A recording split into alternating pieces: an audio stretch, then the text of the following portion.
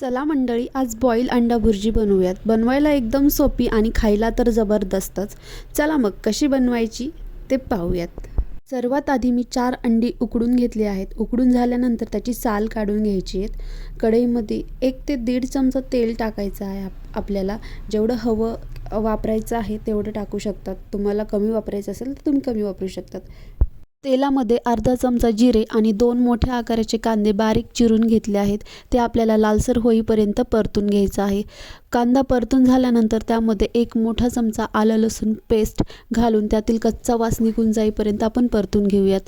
1 मोठा टोमॅटोसुद्धा मी बारीक चिरून घेतला आहे. आणि आता हे सर्व लवकर शिजण्यासाठी आपल्याला यामध्ये 1 मोठा चमचा मीठ टाकून घ्यायचं आहे.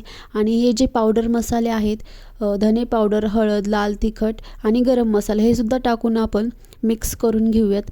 आता हे मसाले छान शिजण्यासाठी आपण त्यामध्ये अर्धी वाटी पाणी टाकून घेऊयात आणि झाकून ठेवूयात. 2 मिनिटांनी पुन्हा आपण हे झाकण काढूयात आणि तुम्ही बघू शकता तेल किती छान सुटले.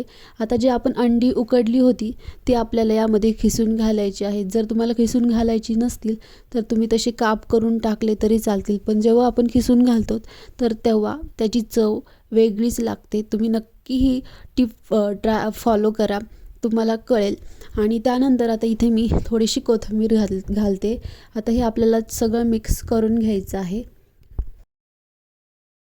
मिक्स केल्यानंतर अजून आपण इथे थोडंसं पाणी टाकून घेऊयात. पाणी टाकल्यानंतर जरा कन्सिस्टन्सी बरोबर होते आणि खायलासुद्धा खूप छान लागते. इथे आपली अंडा बॉईल भुर्जी तयार आहे. जर तुम्हाला रेसिपी आवडली असेल तर लाईक, शेअर, सबस्क्राईब करायला विसरू नका. आणि चला मग भेटूयात नवीन व्हिडिओमध्ये. चला बाय बाय. आणि हो, नेक्स्ट रेसिपी अंड्याची कोणती हवी आहे ती मला कॉमेंट्स करून नक्की सांगा. बाय.